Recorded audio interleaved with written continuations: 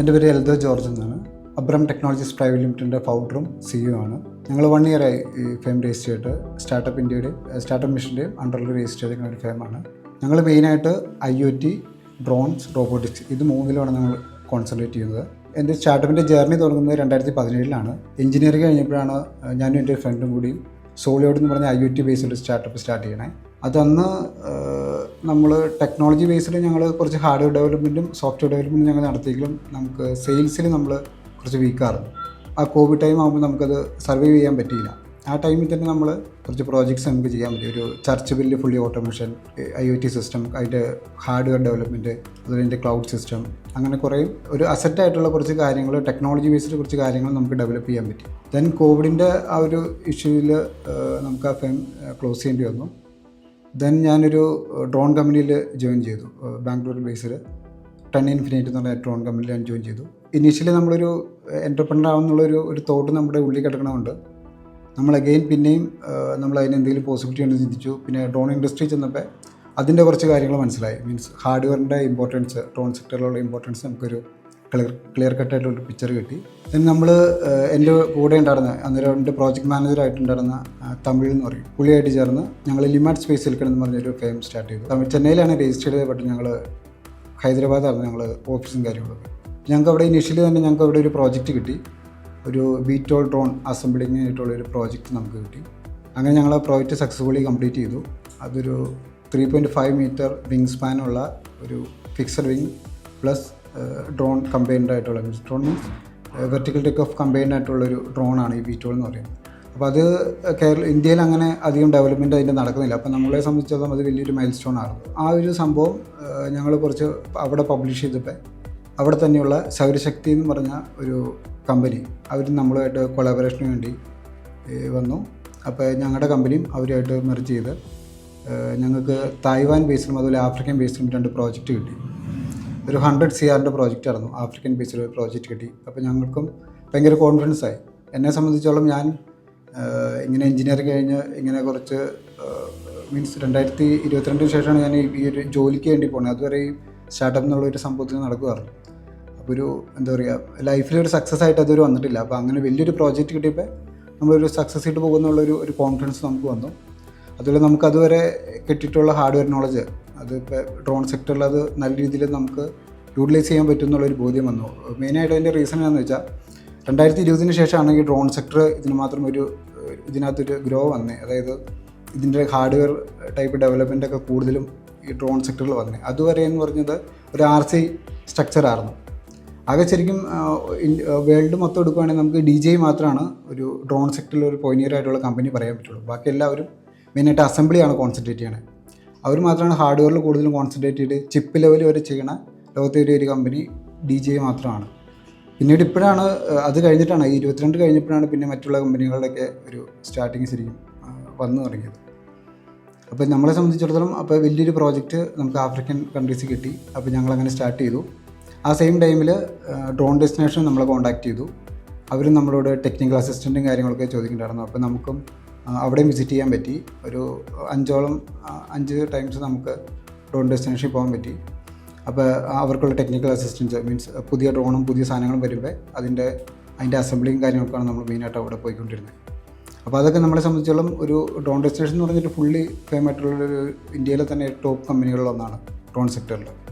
അപ്പോൾ അങ്ങനെയുള്ളൊരു കമ്പനികളിൽ നമുക്ക് എന്താ പറയുക, നമ്മളൊരു എന്താ പറയുക സീനിയറായിട്ട് മീൻസ് ഒരു ടെക്നിക്കൽ അസിസ്റ്റൻ്റായിട്ട് നമുക്ക് പോകുമ്പോൾ നമുക്ക് കിട്ടുന്നൊരു കോൺഫിഡൻസ് ഉണ്ട്.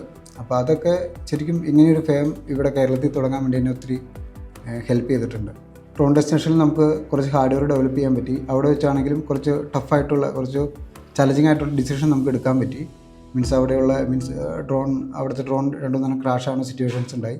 നമുക്ക് അതിനകത്തൊക്കെ ബെറ്റർ സജഷൻ കൊടുക്കാൻ പറ്റി. ബെറ്റർ ഹാർഡ്വെയർ സജഷൻസ് ഒക്കെ നമുക്ക് കൊടുക്കാൻ പറ്റി. തുടർന്ന് നമ്മൾ ആഫ്രിക്കൻ പ്രോജക്റ്റ് കണ്ടിന്യൂ ചെയ്തു. അപ്പോൾ അവിടെ ഇന്ത്യയിൽ കുറച്ച് ഇഷ്യൂസ് നടന്നു. നമ്മൾ 3 പേരായിരുന്നു പാർട്ണർ. നമ്മൾ ഡോക്യുമെൻ്റ് ഒന്നും ചെയ്തിട്ടുണ്ടായില്ല. നമ്മളൊരു വ്യക്തിബന്ധത്തിൻ്റെ പുറത്ത് നമ്മളെല്ലാം സ്റ്റാർട്ട് ചെയ്തേക്കുമായിരുന്നു. ദെൻ അവിടെ കുറച്ച് ഇഷ്യൂ ആയപ്പോൾ ഇതൊരു മുന്നോട്ട് പോകില്ല എന്നുള്ളൊരു ഇത് വന്നപ്പോൾ ഞാൻ അതിൽ നിന്ന് ക്വിറ്റായി. ആ ടൈമിലാണ് എനിക്ക് എന്നെ ബയോട്ട ദ പ്രിസിഷൻ അഗ്രികൾച്ചർ ട്രിവാൻഡ്രം ബേസിലൊരു സ്റ്റാർട്ടപ്പാണ് അവർ കോൺടാക്ട് ചെയ്യുന്നത്. അവർ ഓൾറെഡി ആക്ച്വലി എൻ്റെ ഒരു ഫ്രണ്ട് വഴി കോൺടാക്ട് ചെയ്യുന്നത്. കാരണം ഞങ്ങൾ നേരത്തെ IoT ചെയ്ത ബാക്ക്ഗ്രൗണ്ട് വെച്ചിട്ട് എന്നെ കോൺടാക്ട് ചെയ്തതാണ്.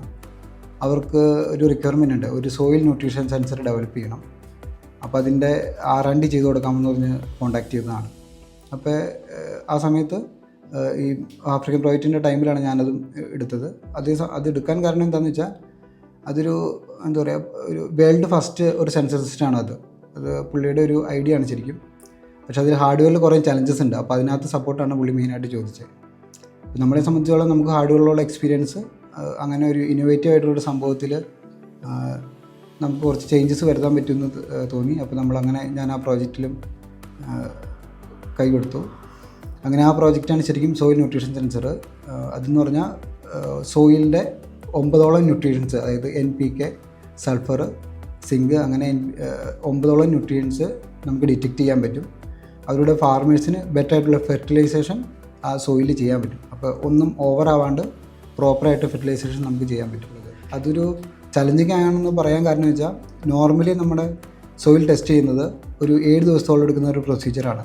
നമ്മൾ ഫാർമേഴ്സ് സോയിൽ കൊണ്ടുപോയി ലാബിൽ കൊണ്ടുപോയി കൊടുത്ത് അവിടെ ഒരു 7 ദിവസത്തോളം എടുക്കുന്ന ട്രീറ്റ്മെൻറ്റാണ്. നമ്മുടെ ഡിവൈസ് വഴി നമുക്കത് 3 മിനിറ്റ് മാക്സിമം 3 മിനിറ്റ് കൊണ്ട് നമുക്കത് പ്രോസസ് ചെയ്ത് അതിൻ്റെ കണ്ടൻറ്റ് കിട്ടും. അത് ശരിക്കും AI ബേസ്ഡ് ഡിവൈസാണ്. അപ്പോൾ അത് ലാസ്റ്റ് ഇയറാണ് നമ്മൾ കംപ്ലീറ്റ് ചെയ്തത്. അപ്പോൾ അത് ഞാനൊരു ഫ്രീലാൻസ് ഒരു ടീമിനെ വെച്ചായിരുന്നു റൺ ചെയ്തുകൊണ്ടിരുന്നത്. ഹാർഡ്വെയറും കാര്യങ്ങളും ഞാൻ തന്നെയായിരുന്നു, ബാക്കി സോഫ്റ്റ്വെയറും കാര്യങ്ങളൊക്കെ സപ്പോർട്ടിന് ഫ്രീലാൻസർ വെച്ച് ഡെവലപ്പ് ചെയ്യുകയായിരുന്നു. ദെൻ അത് ഏകദേശം തീരാറായിരുന്നു ഞാൻ അവിടുന്ന് ക്വിറ്റ് ചെയ്തപ്പോൾ, ഹൈദരാബാദിൽ നിന്ന് ക്വിറ്റ് ചെയ്തപ്പോൾ. ദെൻ അത് സ്വന്തമായിട്ട് ഒരെണ്ണം തുടങ്ങാമെന്ന് ഇങ്ങനെ ആലോചിച്ചു. പക്ഷേ ഇത് കൊണ്ട് മാത്രം നമുക്കൊരു ഓഫീസ് സെറ്റപ്പ് ചെയ്യാൻ പറ്റില്ല. അതിനുള്ളൊരു അത്ര വലിയൊരു ബിസിനസ്സായിട്ട് അത് വന്നിട്ടില്ല. കാരണം വെച്ചാൽ അത് ഇനിഷ്യലി നമ്മൾ ഡെവലപ്പ് ചെയ്തുള്ളൂ. ഇനി അത് അവരുടെ ഭാഗത്തുനിന്ന് സെയിൽസും കാര്യങ്ങളും നടക്കണം. ഒരു മാസ് പ്രൊഡക്ഷൻ ലെവൽ നടന്നാൽ മാത്രമേ നമുക്കൊരു സ്റ്റാഫിനെ വെച്ചിട്ട് സാലറിയും കാര്യങ്ങളൊക്കെ സെറ്റ് ചെയ്യാൻ പറ്റുള്ളൂ. അപ്പോൾ അതൊരു ചലഞ്ചിങ് ആയിരുന്നു. അപ്പോൾ ഞാൻ പിന്നീടും വെയിറ്റ് ചെയ്യാൻ തീരുമാനിച്ചു. ദെൻ ഒരു 3 മാസത്തോളം വെയിറ്റ് ചെയ്തു. ദെൻ ഒരു നവംബർ ആയപ്പോൾ എൻ്റെ പഴയ പാർട്ണർ, US പാർട്ണർ ഇങ്ങനെ പെട്ടെന്ന് വിളിച്ചു. ഒരു എന്താ പറയുക, നമ്മളെല്ലാം വെയിറ്റ് ചെയ്യുമ്പോൾ ഓട്ടോമാറ്റിക്കായിട്ട് നമ്മളെല്ലാം സപ്പോർട്ട് ചെയ്യുമെന്ന് പറയുമല്ലോ, മറ്റേ ആൽക്കെമിസ്റ്റ് പറഞ്ഞ പോലെ. അപ്പോൾ അങ്ങനെ വേണമെങ്കിൽ പറയാം. എന്തായാലും പുള്ളി വിളിച്ചിട്ട് ഇങ്ങനെ ഒരു ഡ്രോൺ പ്രോജക്റ്റ് ഉണ്ട്, ഹൈദരാബാദ് തന്നെ ബേസ് ചെയ്തൊരു കമ്പനിയുടെയാണ്, അത് ഇതുപോലെ മിലിറ്ററി ആപ്ലിക്കേഷൻ ഉള്ളതാണെന്ന് പറഞ്ഞു. അപ്പോൾ ഓക്കെ, നമുക്ക് എന്തെങ്കിലും സംസാരിച്ച് നോക്കാമെന്ന് പറഞ്ഞു. അങ്ങനെ ഞാൻ അവരുമായിട്ട് സംസാരിച്ചു. ഇനീഷ്യലി ഒരു 3-4 മീറ്റിംഗ് ഞങ്ങൾ ചെയ്തു. അപ്പോൾ നമുക്കും ഒരു ഐഡിയ കിട്ടി, അവർക്കും ഒരു ക്ലാരിറ്റി കിട്ടി നമ്മളെക്കുറിച്ച്. അങ്ങനെ നമ്മൾ ആ പ്രോജക്റ്റ് കഴിഞ്ഞ ഡിസംബറിൽ, കഴിഞ്ഞ വർഷം ഇതേ സമയം നമ്മൾ ആ പ്രോജക്റ്റ് സൈൻ ചെയ്തു. ജനുവരി ഹാഫ് ആയപ്പോഴത്തേക്കും നമുക്ക് അതിൻ്റെ ഒരു അഡ്വാൻസ് കിട്ടി. 2 കോടിയുടെ പ്രോജക്റ്റായിരുന്നു അത്. അപ്പോൾ അതും നമുക്ക് പിന്നീട് ഒരു ഇൻസ്പിറേഷനായി. കാരണം നമുക്ക് ആ പൈസ കൊണ്ട് നമുക്കൊരു ഓഫീസ് സെറ്റപ്പ് ഇടാം, നമുക്ക് എല്ലാ കാര്യങ്ങളും റൺ ചെയ്ത് തുടങ്ങാം. ആ പ്രോജക്റ്റിൻ്റെ മെയിൻ ഒരു ഇതെന്താണെന്ന് വെച്ചാൽ നമുക്ക് സ്വന്തമായിട്ടുള്ള കുറച്ച് കാര്യങ്ങൾ അതിനകത്ത് വേണം. മീൻസ് ഫുള്ളി ടെക്നോളജി ബേസ്ഡ് ഒരു പ്രോജക്റ്റാണ്. മൈൻ ഡിറ്റക്ഷൻ ആൻഡ് ഡിഫ്യൂഷനാണ് പ്രോജക്റ്റ്.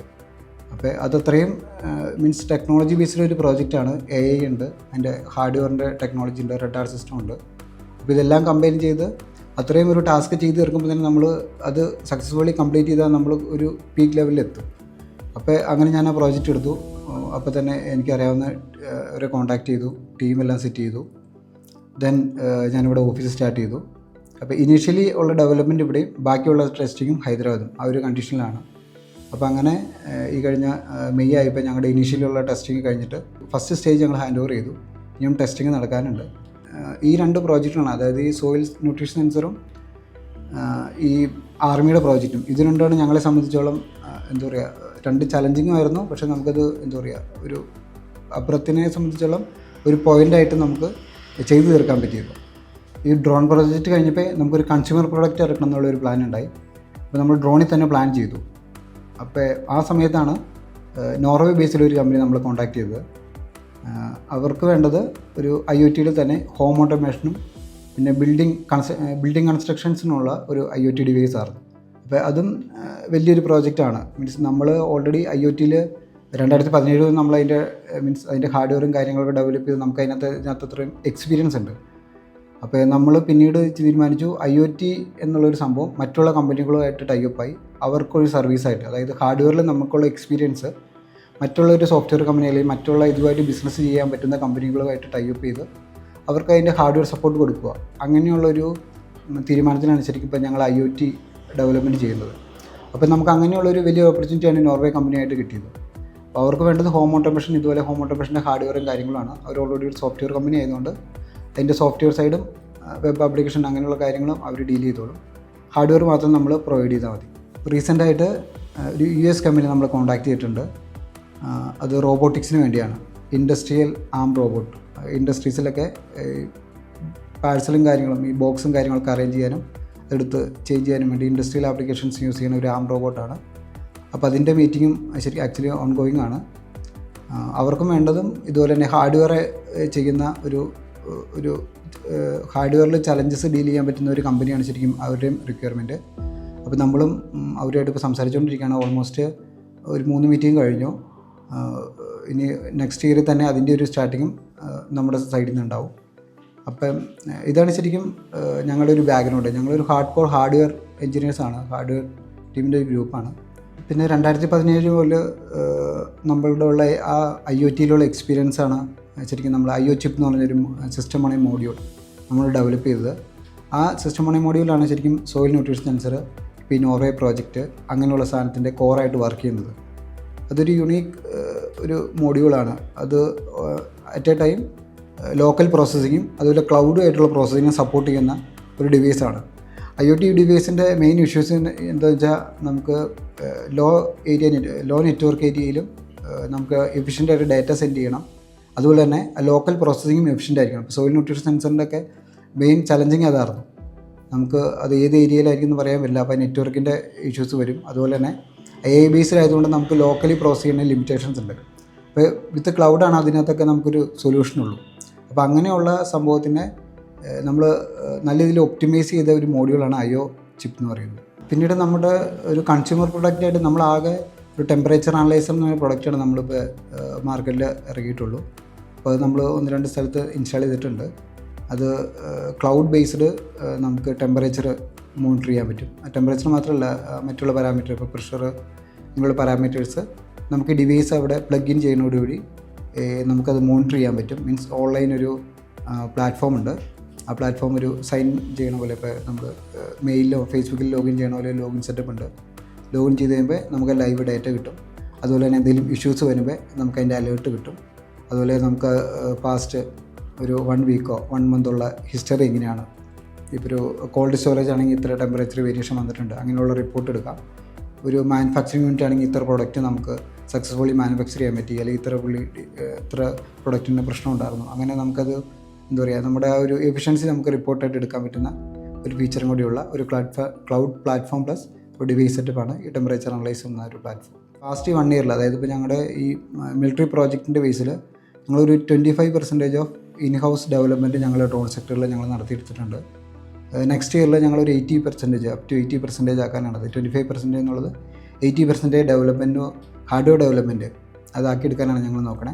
ആ കൂടെ തന്നെ ഈ ഡെലിവറി ഡ്രോൺ പോലെയുള്ള വലിയ വലിയ പ്രോജക്റ്റുകളും ഞങ്ങളുടെ പൈപ്പ് ലൈനിലുണ്ട്. ഇപ്പോൾ നെക്സ്റ്റ് 2 ഇയേഴ്സിൽ അതും ഞങ്ങളുടെ പ്ലാൻസിലുണ്ട്. ഒരു 2030-35 ആകുമ്പോഴത്തേക്കും ഇൻഹൗസായിട്ട് ചിപ്പ് ലെവൽ വരെ ഡിസൈൻ ചെയ്യാമെന്നുള്ളൊരു ഫ്യൂച്ചറിസ്റ്റിക് വിഷനാണ് ശരിക്കും അബ്രം ടെക്നോളജി മുന്നോട്ട് വയ്ക്കുന്നത്. ഇന്ത്യയെ സംബന്ധിച്ചിടത്തോളം ഹാർഡ്വെയർ സ്റ്റാർട്ടപ്പ് വളരെ കുറവാണ്. കൂടുതലും ഹാർഡ്വെയർ എന്ന് പറയുമെങ്കിലും അസംബ്ലി ലൈനിലാണ് കൂടുതലും വർക്ക് നടക്കുന്നത്. ഇപ്പോൾ ഡ്രോൺ ആണെങ്കിലും വേറെ ഏത് ഫീൽഡാണെങ്കിലും. ഇപ്പോൾ നോർവേ കമ്പനി ആണെങ്കിലും നമ്മളെ കോൺടാക്ട് ചെയ്തപ്പോൾ അവർ ഇന്ത്യയിൽ പല കമ്പനിയെയും ട്രൈ ചെയ്തതാണ്. അവർ ഇതിനു മുമ്പ് ചൈനയായിട്ട് ഏകദേശം സംസാരിച്ച് സെറ്റ് ചെയ്തു. പിന്നെ CTOയ്ക്ക് നമ്മൾ കേരളത്തിൽ നിന്നുള്ളൊരു സ്റ്റാർട്ടപ്പാണെന്ന് തോന്നിയുകൊണ്ട് പുള്ളിക്കൊരു എന്താ പറയുക, ഇവിടെ നിന്നുള്ളൊരു ഡെവലപ്മെൻറ്റ് നടക്കണമെന്നുള്ളൊരു പുള്ളിക്കും ഒരു ആഗ്രഹമുള്ളതുകൊണ്ടാണ് നമ്മളായിട്ട് സംസാരിച്ച് വന്നത്. പിന്നെ നമ്മുടെ കാര്യങ്ങൾ മനസ്സിലായപ്പോൾ, നമ്മുടെ ഹാർഡ്വെയറിൻ്റെ കേപ്പബിലിറ്റി മനസ്സിലാക്കിയപ്പോൾ അവർ കോൺഫിഡൻ്റ് ആവുമായിരുന്നു. അപ്പം നമുക്ക് ഒരു ഹൈ പെർഫോമൻസ് അല്ലെങ്കിൽ ഹൈ ക്വാളിറ്റി ഹൈ എഫിഷ്യൻ്റ് ഒരു പ്രൊഡക്റ്റ് ഉണ്ടാക്കണമെങ്കിൽ അതിൻ്റെ കമ്പോണൻ്റ് ക്വാളിറ്റി ഭയങ്കര ഇമ്പോർട്ടൻ്റ് ആണ്. അപ്പോൾ അങ്ങനെയുള്ള കാര്യങ്ങൾ ഇപ്പോഴും ഇന്ത്യയെ സംബന്ധിച്ചിടത്തോളം ഒരു ചലഞ്ചിങ് ആണ്. ഇപ്പോൾ ഒത്തിരി ഡെവലപ്മെൻറ്റ് ഹാർഡ്വെയർ സെക്ഷനിൽ ഇപ്പോൾ ചിപ്പ് ലെവൽ വരെ ഒത്തിരി ഡെവലപ്മെൻറ്റ് നടക്കുന്നുണ്ട്. റീസെൻ്റായിട്ട് ടാറ്റ തായ്വാൻ സെമികണ്ടക്ടറായിട്ട് ടൈപ്പ് ആയിട്ടുണ്ട്. അപ്പോൾ അങ്ങനെയുള്ള ഡെവലപ്മെൻറ്റ് നടക്കുമ്പോൾ ഫ്യൂച്ചറിൽ എന്തായാലും ഹാർഡ്വെയർ ഡെവലപ്മെൻറ്റിന് ഒരു വലിയ ഫ്യൂച്ചർ തന്നെ ഇന്ത്യയിൽ ഇനിയുള്ള കാലങ്ങളിൽ ഉണ്ടാകും. കൂടുതലും ഇന്ത്യയിൽ അല്ലെങ്കിൽ കേരളത്തിലാണെങ്കിലും ഇലക്ട്രോണിക്സ് കഴിഞ്ഞവരൊക്കെ IT പ്രൊഫഷൻ ചൂസ് ചെയ്യുന്നവരാണ്. കാരണം സേഫായിട്ടൊരു ജോബ് എന്നുള്ള നിലയിൽ പെട്ടെന്ന് IT-യിൽ ജോലി കിട്ടും. പിന്നെ അവർക്ക് വർക്ക് ചെയ്യാനുള്ളൊരു അന്തരീക്ഷം ഇവിടെ ഇല്ല എന്നുള്ളതും ഒരു പ്രശ്നമാണ്.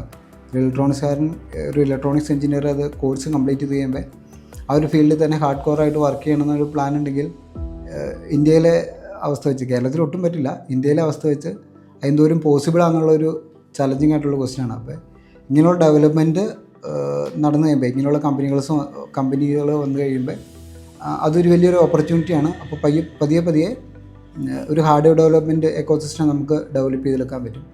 അപ്പോൾ ക്വാണ്ടം കമ്പ്യൂട്ടിംഗ് പോലെയുള്ള കാര്യങ്ങൾ നമ്മളും ഇങ്ങനെ ഇനീഷ്യലി നമ്മൾ സ്റ്റാർട്ട് ചെയ്യുമ്പോൾ മറ്റുള്ള കൺട്രീസ് അഡോപ്റ്റ് ചെയ്യണ പോലെ നമുക്കത് ഫാസ്റ്റായിട്ട് അഡോപ്റ്റ് ചെയ്യാൻ പറ്റും. ഫോർ എക്സാമ്പിൾ പറയുകയാണെങ്കിൽ ഇപ്പോൾ ഒരു 5G അഡോപ്റ്റ് ചെയ്ത് കഴിഞ്ഞിട്ട് മറ്റുള്ള കൺട്രീസുകൾ അഡോപ്റ്റ് ചെയ്ത് കഴിഞ്ഞിട്ട് 2 വർഷം കഴിഞ്ഞിട്ടാണ് നമ്മുടെ ഇവിടെ ഇന്ത്യയിൽ വന്നത്. അപ്പോൾ അത് സ്റ്റാർട്ടിങ് സ്റ്റേജിൽ തന്നെ നമുക്കത് അഡോപ്റ്റ് ചെയ്യാൻ പറ്റുകയാണെങ്കിൽ അത്രയും ഒരു ലൈഫ് സ്റ്റൈലിലും ഒരു എക്കോ സിസ്റ്റം, നമ്മുടെ ഇന്ത്യയിലൊരു എക്കോ സിസ്റ്റം അതിനനുസരിച്ച് ബൂസ്റ്റ് ആവുന്നതാണ്. അപ്പോൾ അതിന് ഏറ്റവും എക്സാമ്പിളാണ് ഇപ്പോൾ ചൈനയിലും അല്ലെങ്കിൽ US ചെന്ന നമ്മളെക്കാളും ഒരു 5 വർഷം അല്ലെങ്കിൽ 10 വർഷം മുമ്പ് അവർ ജീവിക്കണമെന്ന് വേണമെങ്കിൽ പറയാം. ഓട്ടോമാറ്റിക് ആയിട്ടുള്ള വെഹിക്കിളും ഡ്രൈവർലെസ് കാറും കാര്യങ്ങളൊക്കെ ചൈനയിൽ ഇപ്പോഴേ അവൈലബിൾ ആണ്. നമ്മുടെ ഇവിടെ